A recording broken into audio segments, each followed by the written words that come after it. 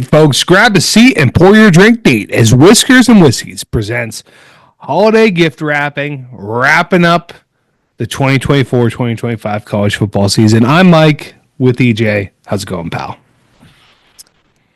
You know, I feel like it's going great in some instances. Shout out, my Lions, Yes. and still kind of fighting some cold illnesses, headaches. Sounds like a hangover, brother. Yeah, Sounds like a hangover from the Lions. A non-alcoholic hangover. Yes, that is definitely it. But to be fair, blood pressure was pretty high. That's true. So, That's true. A lot of symptoms you're talking about, eye pain, headaches, stuff like that. You might have had a cardiac issue on Sunday night, my friend. very, very likely.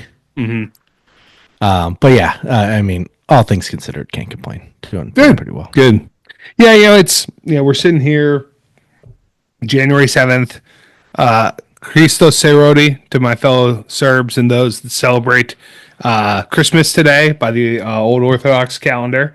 So Merry Christmas to you guys. But for most everyone, including myself, it's the first week back to work. Just trying to get up to speed, get the brain unlocked. It's been like a steady level of busy for me. Nothing too crazy, but like a couple things they're just like frustrating. It's a bit, it is what a couple things are frustrating, but again, a good level of busy to kind of get back into it, get back in the swing of things. I'm traveling this week again, first time in a while, so I feel like getting back in the swings, and I got a nice Liquid Death here. Liquid Death, shout out Liquid Death. They just dropped a Killer Cola, Root Beer Wrath, and Dr. Death. The Dr. Death is incredible. This is the first time I've had the Killer Cola. It's okay. The Root Beer Wrath, we'll see. But it's a Target exclusive, and then 12-ounce cans. No free ads, but free ads. Check it out. Target, their brand, actually has a really good cherry cola and cherry vanilla Dr. Pepper seltzer with 0 calories. This says 10 calories, 2 grams of sugar. That one is 0 calories. I don't know how they do it. It's incredible. Great flavor. But yeah, that's a highlight for me right now. Another highlight, admittedly, is just having 2 bowl games on tap. 2 meaningful bowl games coming up. The college football playoffs. Normally we're at this time of year. It's like we only have the finals to look forward to. That's it. And now it's like we got 3 more, hopefully great games to look forward to. And I couldn't be happier. I'm not even thinking about the fact that my Steelers are going to get absolutely embarrassed and blown out. Hopefully. I hope they do get blown. We need change. We need change real bad. I think embarrassment is the only way that change is going to happen. So I guess that'd be a good thing. But yeah, not even think about that. All I'm focused on is these semis, baby. Well, before we look forward, why don't we look at how we've gotten to where we have today? Hey, sometimes if you want to go forward, sometimes you got to go back if you want to go forward. I'm not talking about going back to reminisce. Talk about looking at where you've been. The McConaughey Lincoln commercial. Yeah. I could tell by like your hand motion. I had to try and get to the connection because I knew that wasn't just coming from you. All right, I guess let's start with Penn State Boise. That was the Tuesday, New Year's Eve. So all the other ones played on New Year's Day. It went about how we thought it would, but yes, but it's like I've just felt like Boise had some chances and just couldn't quite like finish them at times. And then it's like, Penn State played very well on defense, but the offense still is just kind of, I don't know, just mid. It's tower worn.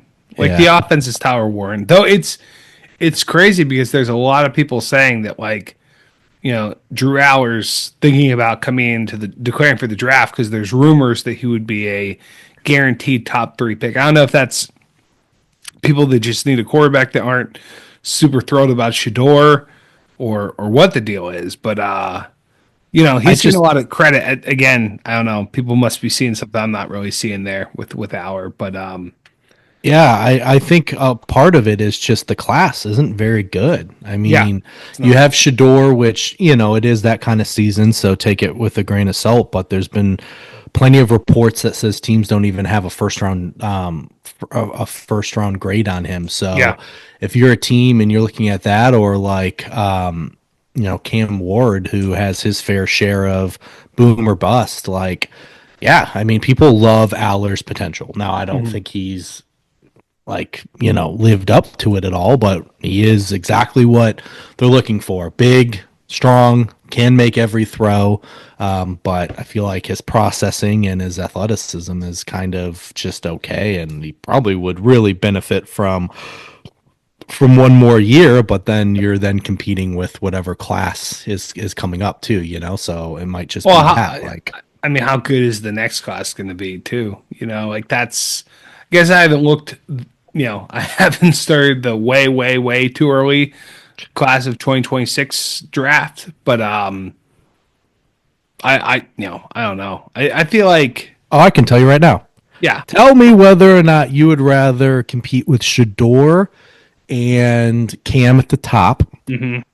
or Hmm. Arch Manning, Hmm.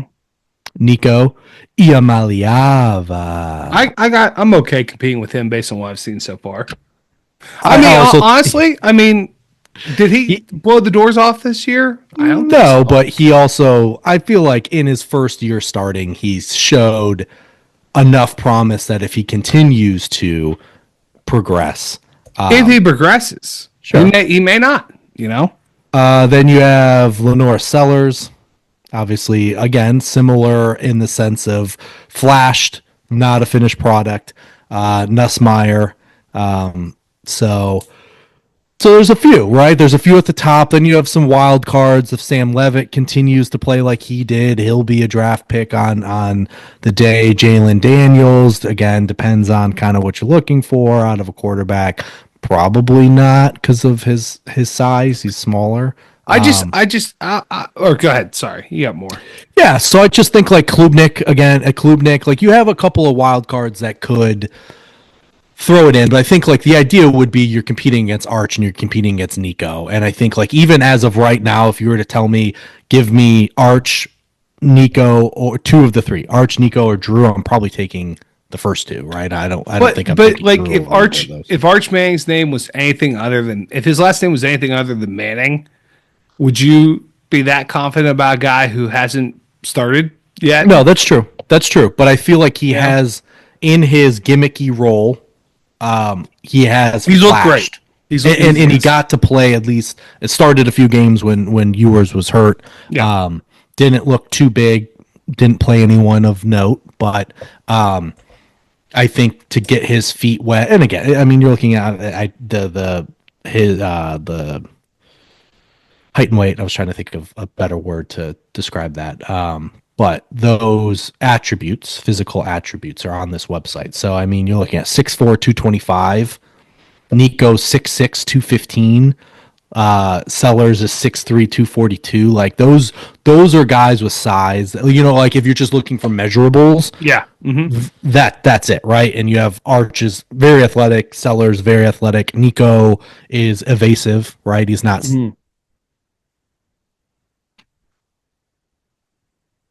That I feel was you? like Did you lose me? That was you? Did oh, you lose me? Did you lose me? I lost you for a second.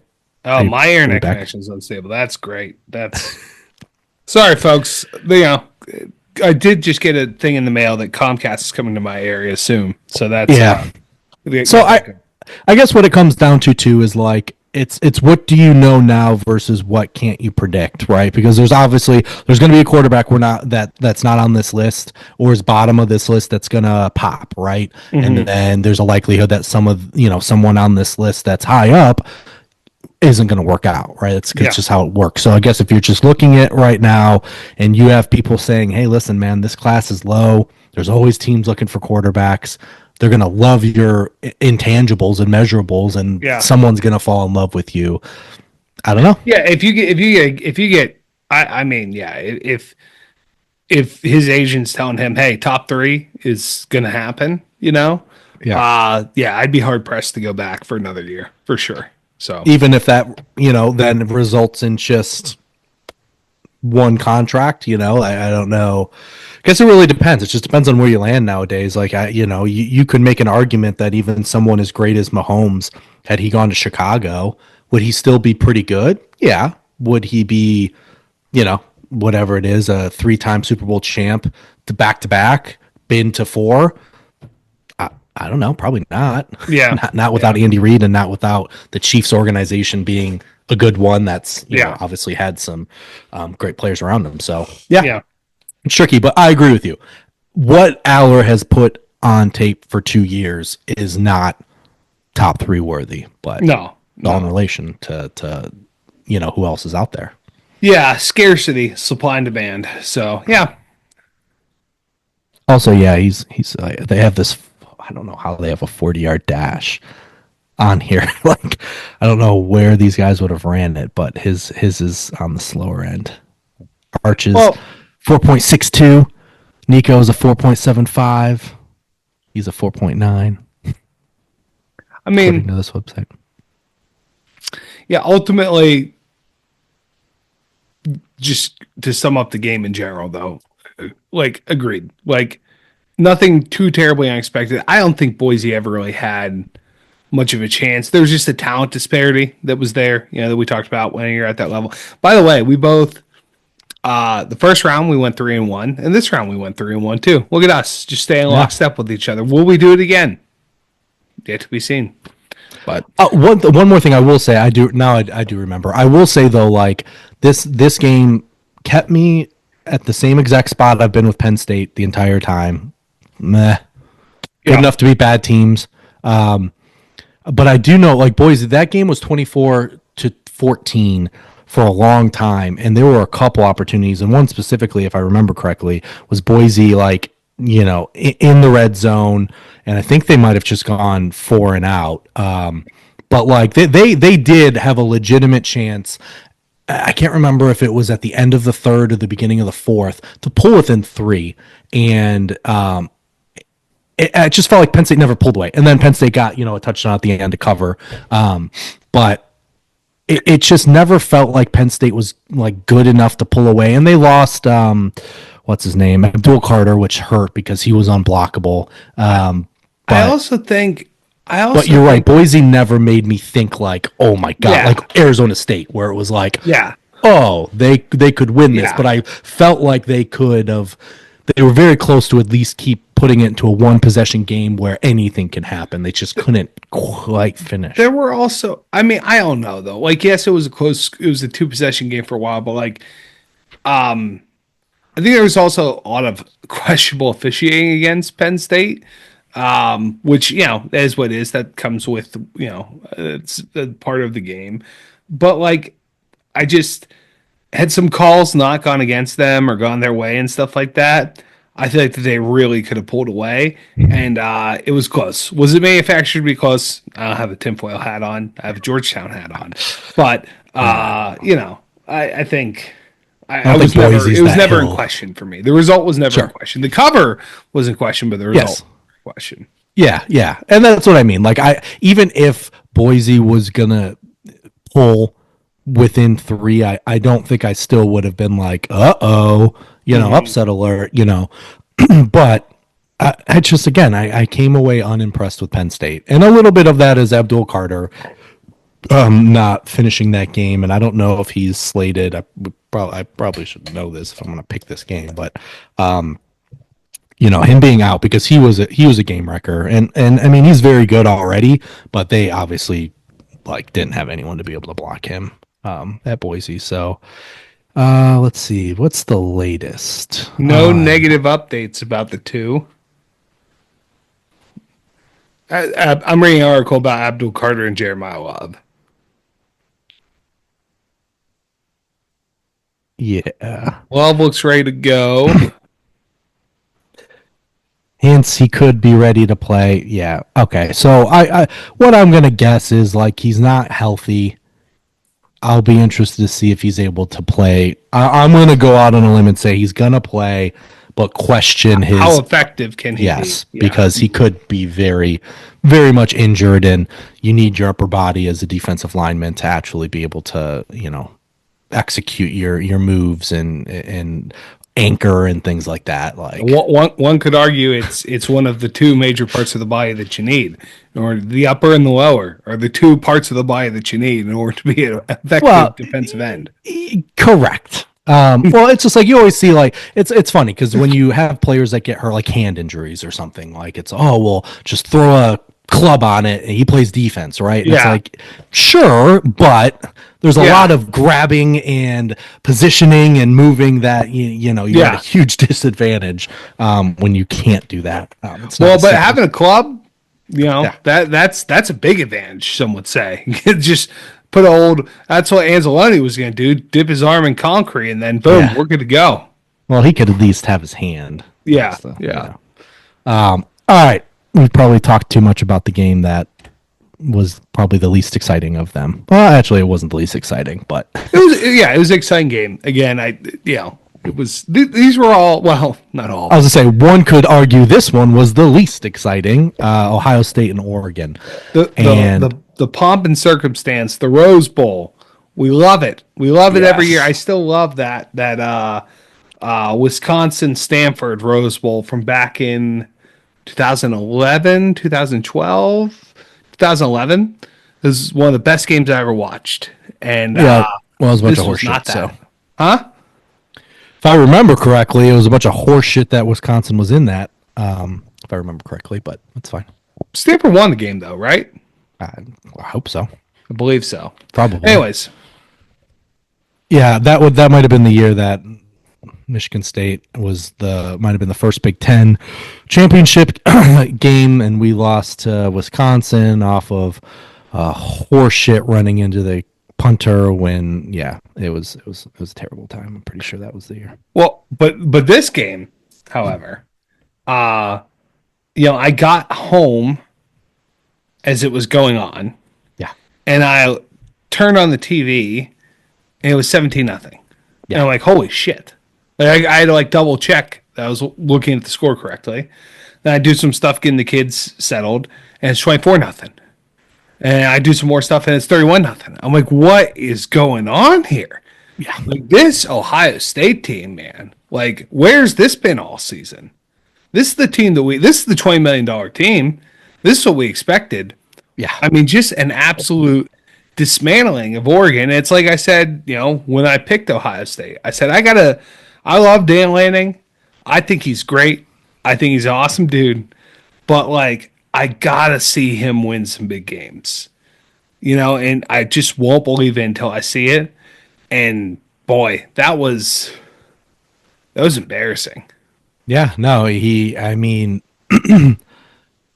two things. I was surprised at how unprepared Oregon was. Yeah. And truthfully, the biggest thing, and it wasn't just because I don't like Ohio State, and I had already picked Oregon early in the year. It has nothing to do with that. I've already picked against things that I've already, as things are happening and you have up-to-date information, I've changed my mind. But I truthfully didn't think Ohio State was going to continue the right game plan. And I mean, it was so I was the same way. I didn't realize the game was on at I don't even know what time it was. It was an odd time, and I didn't realize it was. Oh no, never mind. That was the Georgia game. I didn't get a chance. I was planning on watching this Rose Bowl at halftime, right? Wasn't going to get a great chance to watch the first half of it, and then it was the same thing. It was it's 17-0, and then before I know it was 31, and I was like, how in the hell did this happen? Guess I'm not going to watch this game. But the thing and I immediately was like, how, right? Because that's the first thing you think is how. And I think there's a combination of two things that happened. You had Ohio State just decided and continued to realize that they are a Ferrari, and I don't understand. You're not a pickup truck, so don't act like you are. And it's okay. First touchdown, 45-yard pass. Second touchdown, 42-yard pass.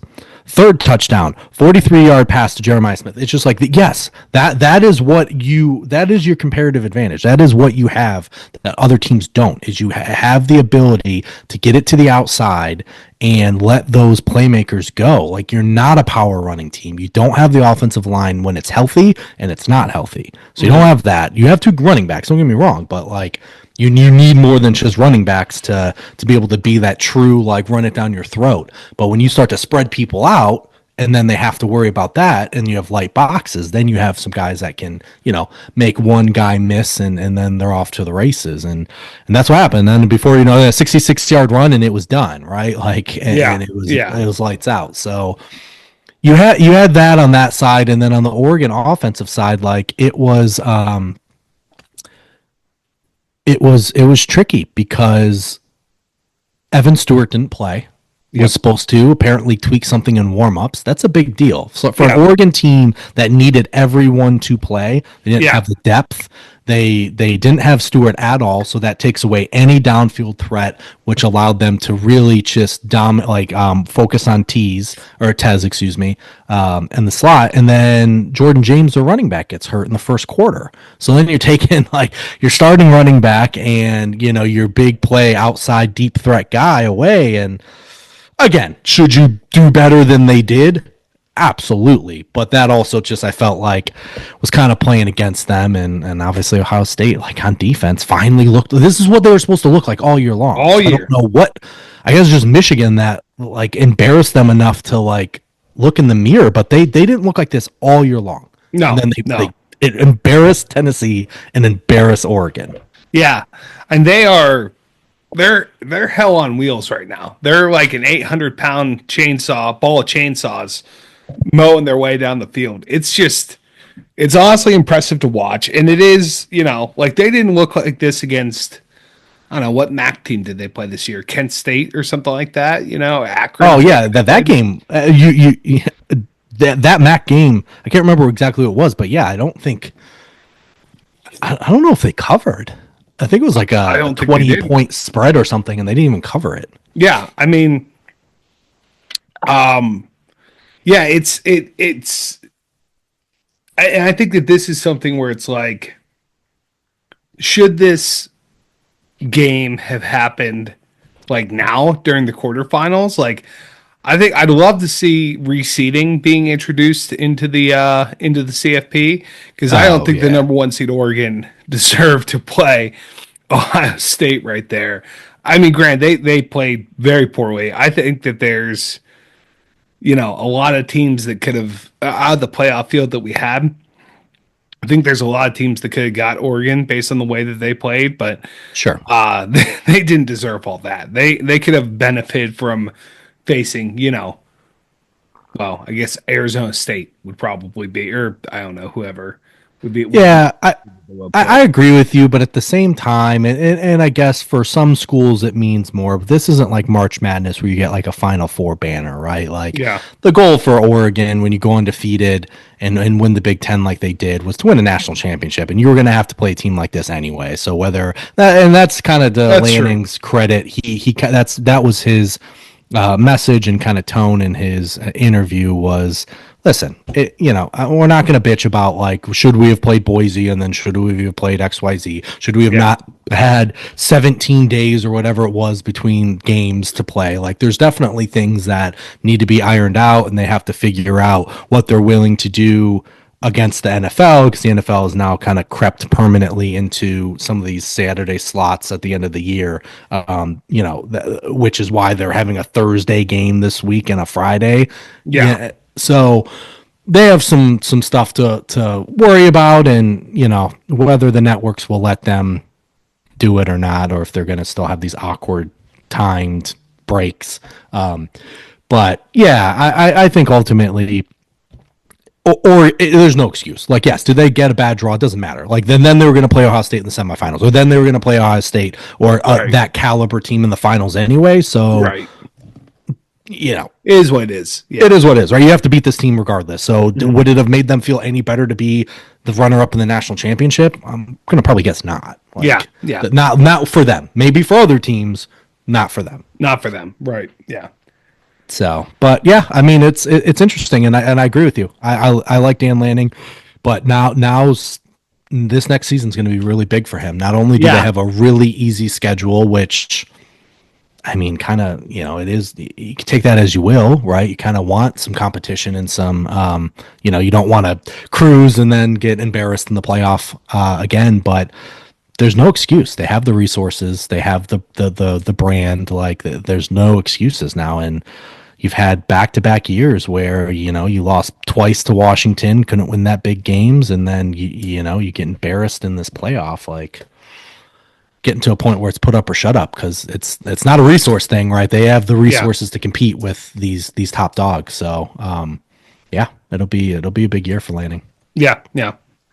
Speaking of Washington, Seattle Seahawks offensive coordinator Ryan Grubb was relieved of his duties recently, and I know there's a head coach who could benefit from his services should he want to return to college. So, are things looking up for Alabama? Maybe.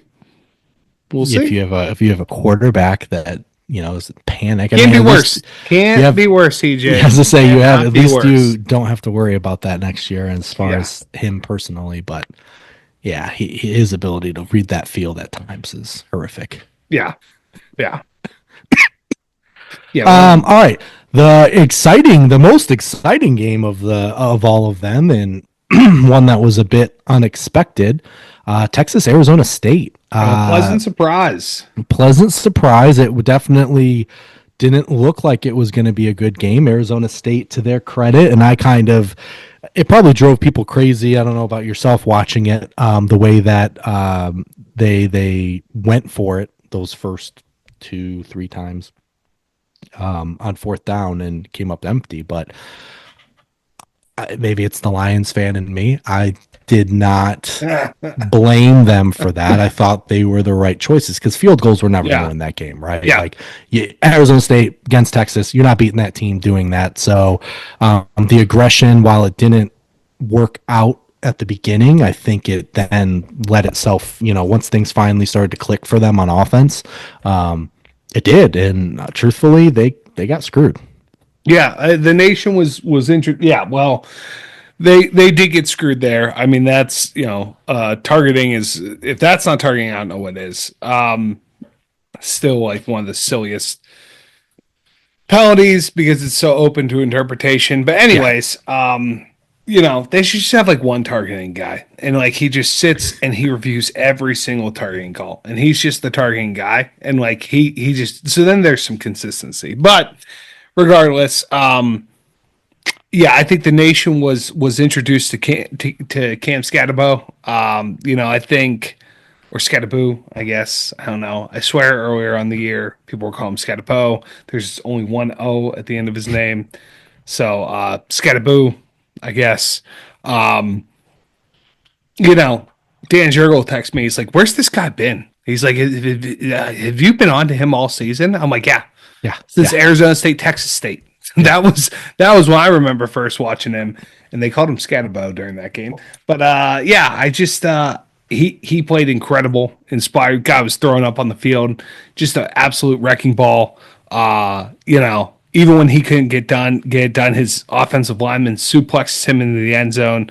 Nice form on that German suplex there for the tutty. It was a very exciting game. I am obviously happy to see Texas win, hook 'em. But Sark's gonna Sark. What the Sark's gonna Sark. That's right. Yeah, I mean, 16-point lead in the fourth quarter, gone, and they should have lost. Yeah, and that's been my fear with them all year long. Has been Sark's just habit of doing that, of taking his foot off the pedal, and it hasn't bit them because the defense is good enough, but like it should have bitten them this time. They should not have won this game. You got to have that killer mindset, that killer instinct to step on throats whenever you're in the lead, and just didn't do it. I thought Quinn played okay. Again, I don't know. Oh, man, I would love to see more Arch, man. I would just love to see more Arch. in their offensive game plan. For a team, and I would get it. I mean, the thing is, like, you could even argue when they had like Bijan and they had like some of these really good running backs. Like, I can understand the mindset of like, listen, we get up big and then we finish them running the ball. Fine, right? But like, they weren't even doing that well enough when they had stars, and now they have a guy that's fine. But he's not. This kid isn't, Bijan. He's not even going to be like a Roshan Johnson, right? Like, he's not going to be that guy, and he wasn't the starter if Baxter doesn't get hurt. So, so for them to just think they can do that is I don't know. I guess insanity to me because they just haven't done it all year long. And then to your point with Arch Manning, like, I don't even need him to be play an entire drive kind of thing, but for them to not really use him in the red zone, considering that they can't run the ball as well, they haven't ran the ball as well. Yeah. Like that's the best red zone teams in any league, college or pros, are teams that can run the ball, right? Yeah. Because defenses can just the field is condensed, defenses can cover, so the best teams make them have to stop the run, and then you can have the space you need. So if you can't run the ball, what better thing to do than have a guy that can read option and legitimately throw the ball too? It's not like Arch is this one-dimensional, Justin Fields, where you're like, hey, is he really gonna throw the ball? Or no, Justin Fields, that's disrespectful. But like Alex Orgy, right? Michigan, like he ain't throwing a pass. So why they haven't, and they have the package, why they haven't like really unleashed that in the red zone is baffling to me. Like, you and especially in college, to make these defenders have to think handoff, QB keep, pass, like a real RPO. Like, don't run, don't bring in your defensive lineman to play to play fullback. Like, it's just keep it, keep them guessing.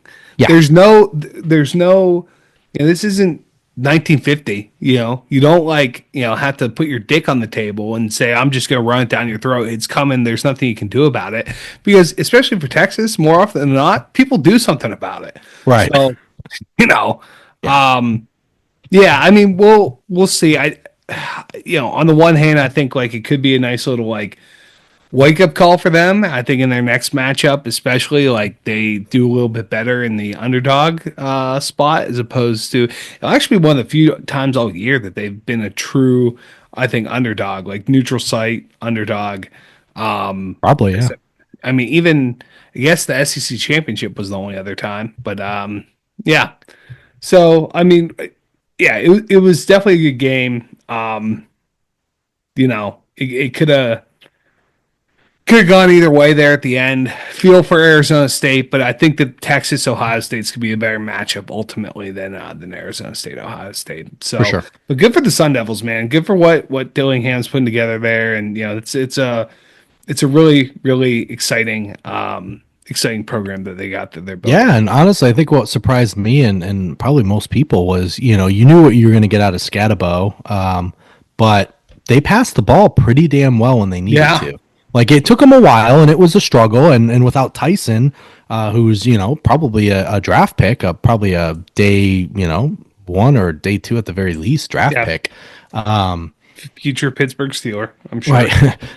No, I think his attitude's too good for that. He doesn't have a poor enough attitude. So, it's for them to do that. It's impressive. And if Levitt can continue to build off of his now first season as a starter, they're going to be right in that conversation again next year in the Big 12. Yeah. Good year for the Sun Devils. All right, finally, the game that started earlier than I thought it would. So I missed it just because I thought it was going to be a night game when they pushed it back a day. But Notre Dame, Georgia, as wrong as I was about Ohio State and Oregon, I felt a bit vindicated with Notre Dame and Georgia because... Yes, vindicated. You were selfish. You were raw. Is that right? Is vindicated? All right. Yeah. Okay. Vindicated. I am. I think selfish. I am raw. Oh yeah. Notre Dame's defense just completely locked them down. on offense. And I know people are going to attribute this to Beck being hurt, which, like I said, I mean, they basically did what you're supposed to do. You're supposed to make this kid that's never started, be the one to beat you, and it just wasn't going to happen. But would it have been this bad? Maybe not, but I question whether Beck was really going to make a difference anyway because he loves to turn the ball over. Well, yeah, I mean, I literally tip my cap to Marcus Freeman, man. I mean, he like outcoached Kirby, and I think that was the one thing that I was thinking would be the difference maker in picking Georgia is that, like, all right, Kirby been here, same thing, like we talked about with Ohio State, like Georgia's been here, they've done it. They're not going to be, starstruck by the big moment. Even though they had the time off again with that program, I don't think it matters, or I didn't think it would matter. Yeah. But just, man, I mean, really, really great play calling by Marcus Freeman. Great game plan, I think, by Marcus Freeman. It was super cool, that little fourth down play that they did where they did the mass substitution, and the defense, he knew who he was playing. The defense that's very fired up, juiced up, go go go, and got him on that mass substitution. And Riley Leonard saying, yeah, that was all, we had it written up differently, and Freeman changed it a couple days ago. Like, he had his guys ready. They played super, super well. It was just they took it. I think the big thing was they took advantage of everything that was given to them. Like at the end of the first half, they had a couple opportunities that fell right in their lap, and they just took absolute and complete advantage of it. And that's what you need to do if you're gonna. And that game, I mean, really wasn't close. Like in the second half, I mean, it was in the first half. Certainly, it was 3-0 for a while, but right, 3-0 was the score for a while. Yeah, I think so. And then just in the second half, I very little doubt of the outcome there for the Irish. So to your point, Gunner, the highly rated guy. I don't think that, to your point, Beck would have made a difference in the outcome. Gunner just not ready for the big moment, with plenty of time to prepare. And yeah, just a really, really strong performance from the Irish. Yeah, and it finally felt like justice, because it's like I just felt like Georgia just kept getting away with it. They were can't just keep getting away with it. Yes, it was just like on offense they don't have playmakers. Like yes, they have running backs. The running backs are great. Don't get me wrong. They're fantastic.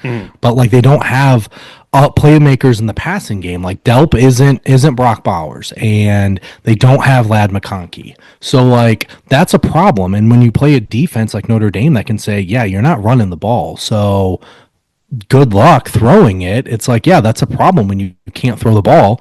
A little bit of a preview into the next game, but it's like, yeah, and that's why it's just even while it's like, okay, Gunner prepared this, but it's like I don't think he had the guys on the outside or the playmakers to win those matchups anyway outside of the running backs. So, I just feel like it finally was like they actually finally played a defense that really locked them down and exposed that part of it. And then on the offensive side, like Notre Dame is very one dimensional, and that's kind of the concern with them. But damn it, they know what they are, and they do that dimension pretty damn well. And Leonard being a real good runner makes a huge difference. Yeah. And I think I was telling you when I saw you was the thing that shocked me the most was there were a lot of stretch run plays where they weren't blocking some of these Georgia defenders and these running backs. I was like, there's no chance. This is a TFL, like no chance, but they kept getting that edge for the 7-8 yards, and it surprised me. Like Love's speed, because he's not like a small scat back by any means. I was surprised at how they were able to get to the outside of that defense, because there were so many times where there was a linebacker or there was a safety that was in position, but they just couldn't find those angles. Yeah, I think Jeremiah Love could potentially be a Heisman finalist next year. I mean, he has had a really strong season. And yeah, I mean, if they're going to continue in the tournament, they really are going to need him to be healthy and 100%, especially not this next game, whatever comes after it. So. All right. So let's get to the first semifinal game. It's Thursday, this Thursday, 7 o'clock or 7:30 on ESPN. It is Notre Dame and Penn State in the Orange Bowl down in Miami. Yeah, I mean, I think it's Notre Dame's favored. I think like it's been around 1.5. I don't think it's really moved too much here. So kind of a coin flip, but I just think it's a very similar outlook to me. It's Penn State runs the ball, and that's what they want to do. Notre Dame's not going to let you do that, and I just don't know if Penn State has enough of a passing game. And Aller, we just got done talking about it. Like, I don't think he's a good enough player for when they clearly double team Warren.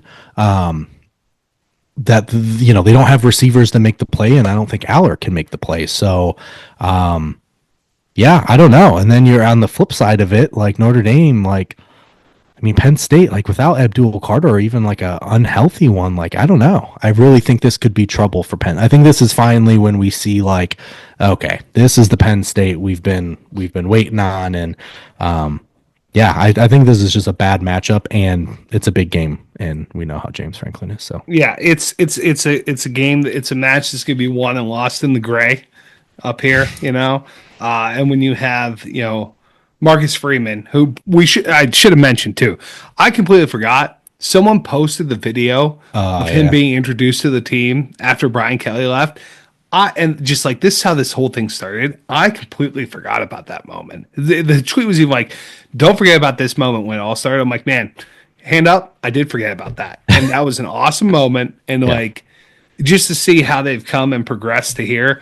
Marcus Freeman needs to wear white pants again. Dude looks great, pulls off the white pants incredibly. And yeah, I think it's their defense is going to show up and play obviously as they have all season. And I think they're going to do a good job. And I think that there's some things too, especially with Drew Aller now, this talk of like, top 3 pick, is that going to be distracting to him? And if there's anyone who can find a way to shut down Tyler Warren, it's probably going to be Marcus Freeman. And then if they just play error-proof ball on offense and just do what they do well, and again, assuming Jeremiah Love is in good shape, I can definitely see Notre Dame covering the 1.5 or whatever it ends up being. I will be on a flight from Denver. What time's this game start? 7:30 Eastern time. 7:30. Okay, so I take off at 6 Mountain time. So hopefully they have the game on.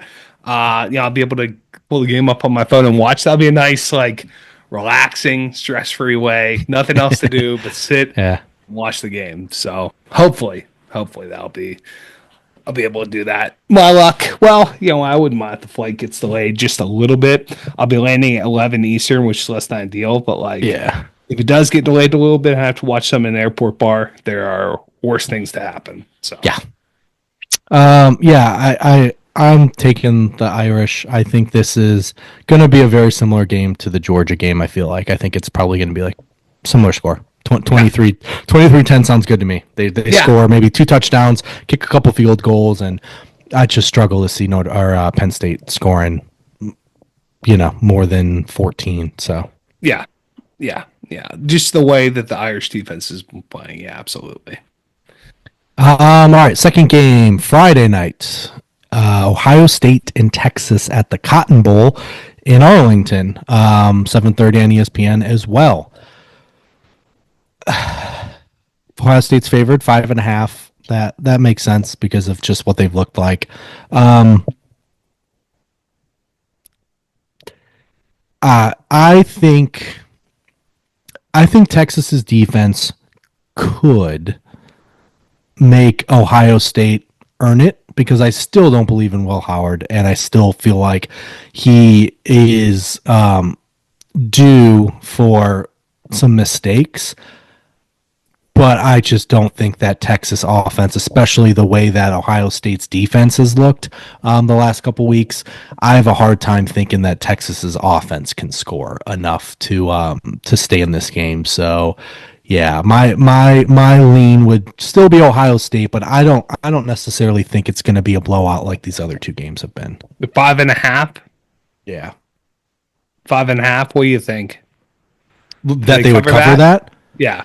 Yeah, I think so, but I think it's like, okay, they win by 7, right? Like I would be surprised if it was like a 14, 17, 20-point win like the last two have been. Yeah, I mean, you were very pained in picking this game, and I am equally pained. It's like, you know, at any given moment, Ryan Day's brain could break again. Right. Maybe he'll just think, oh, we gotta go into Texas, excuse me, Friday Night Lights, and just shove it down their throat in Arlington. And have the same outcome as Michigan. I would love that, but I just don't see the way that they've played these past two games. Like, why would you change from what you've been doing? Because what you've been doing is just murdering teams. So if they keep this game playing up, I do think that, to your point, they're going to have to earn it probably a little bit more, because Texas's defense is definitely a step above Oregon. It's a step above Tennessee. They got some big boys, and I think that they're going to have. It'll be much more difficult for them to run the ball. It really depends on Ohio State's offensive line, because, that unit has been playing really well the past two games, but they're not a very exemplary unit, right? So if Texas can do enough to make them disrupt if they can win the battle in the trenches, if their defensive line can win the battle, put some pressure on Will Howard, and he doesn't have the time or the patience to make the reads they needs to and get the ball out to, his $20 million wide receivers, then they're going to have a tough time. But I don't know. Then it comes down to the coaching, which, you got, like I said, honestly, I think that it's a good position for Texas to be in, to be, the underdogs. There's less of a chance of Sark doing something stupid and laying them up off the canvas if it gets them down. But, I have a real hard time picking against the Buckeyes, given the way they played the last two games. So I will be taking the Buckeyes. Yeah, I'm going to take them too. And my gut says it's probably going to be a very close first half. And then I think as the game wears on, I think Ohio State covers. I mean, maybe they get to 10, like a 10-point victory. I don't know. What I could see is I could see it snowballing for Texas on offense. Like if it's a close game, it's a close game. Texas defense keeps them in the game, and then Ohio State gets like a big play out of Jeremiah Smith, and then it's a Texas has to push. Mistake made. I mean, I could see maybe some garbage time at the end. Yeah, I mean, we talked about Will Howard making mistakes. Quinn Ewers can make mistakes too, especially because he's still not healtly. This kid hasn't been healthy in forever. Which is let Manning go. This is the legacy game. Yes, Arch Manning. Right? I've been saying it. For the past 3 games or 2 games that we're due for an Arch Manning legacy game. Because I mean, to your point though, I could see this going the way of the first Georgia game in Austin. I could see that happening too, where they just get absolutely embarrassed. And then you have Quinn and Arch seeing ghosts on the sidelines. Man.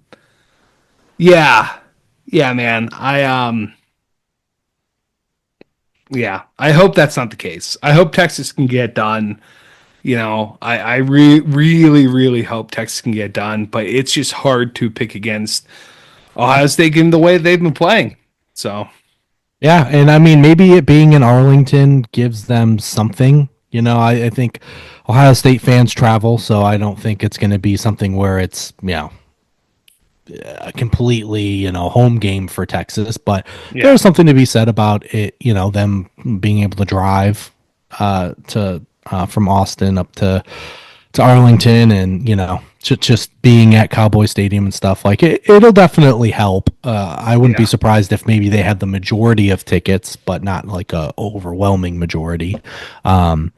But I haven't liked that Texas offense all year long, and the way that the Ohio State defense is finally playing like it's supposed to play.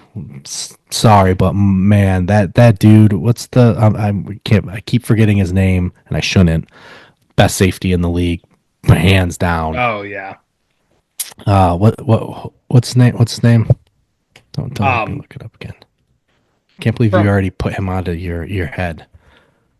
Yeah, from Malachi Starks is fantastic at Georgia. He's probably the second best, but the Ohio State transfer, or it was the Alabama transfer. I think you meant Malachi Starks. Malachi Starks from Georgia, but yeah. Downs. Caleb Downs. Caleb Downs, yes. Yeah. He's fantastic. Like, real good. There's a few of these players where it's like, every once in a while you get these exceptions where they shouldn't have to go 3 years. Jeremiah Smith is 1,000% one of them. Ryan Williams is very much another one of them. Caleb Downs is ready. I don't think he's draft eligible though, right? I think he has one more year. I think he does have one more year because he's a freshman. Yeah, he should be able to go in this draft, but missed that guy. Could have helped us a little bit this year. There's actually a lot of Alabama transfers, especially on offense. A lot of Alabama transfers of like Prentice and Law are both transferring, which it is what it is. But I think this could be a heavy. There's talk that Kalen DeBoer this year was just like, it is what it is. Like, I'm here. Yeah, not his guys. Just do it. Yeah, and then now, after this season's done, he's like, okay, things are gonna run a little differently around here now. Yeah. So, okay. Well, that's gonna do it for us this week. Oh, you know what? It's not gonna do it for us this week because there's something we have not talked about once, and we have to talk about it right now. Our bowl challenge? Our challenge. Yes. So now that we're in I was actually just looking at it earlier. Boy, a lot of red on there. Yeah, a lot of red. Now that we're at the semifinal point, it's probably a good a good point in this competition to kind of talk through where we're at. And truthfully, where we're at is we had 8 total teams submitted, and let's see, 5 took Oregon. You took Georgia. There is not a perfect bracket, although you and I are done. You and I tied at 300 points, and we're done. We have no more points to gain. We are done. We are locked in at a tie for 5th place. So yes, and it's funny because the person that has Notre Dame, Chad, looking at you, you're damn near perfect. We completely laughed when we saw Notre Dame as the champion in his name that he picked. But Freeman go bra. He is damn near perfect. What did he miss? He missed Oregon, or he missed. So he picked Tennessee in the first game, and he missed that, and then he picked Oregon and missed that. But other than that, two misses. He does have Oregon in the in the finals against Notre Dame, so that is unavailable to him. His only competition, the only person, he has 2 people he can catch him. One is Jimmy. Jimmy's in really good shape, too. He has both Texas and Notre Dame in the finals, so both of his guys. He has the whole Final Four right. He has Texas, Ohio State, Penn State, Notre Dame. No, he had Oregon. Jimmy? Oh, no, sorry, this is Chad. Sorry. No, Jimmy's good. Yeah. Texas, Ohio State, Penn State, Notre Dame. He just got what the ponies wrong. That was his... Mm-hmm. Yeah, and he got Oregon. Yeah, no, sorry, I'm trying to. Oh no, Jimmy got Oregon wrong. Jimmy got the ponies wrong too. Yeah. So that was his. But he has more.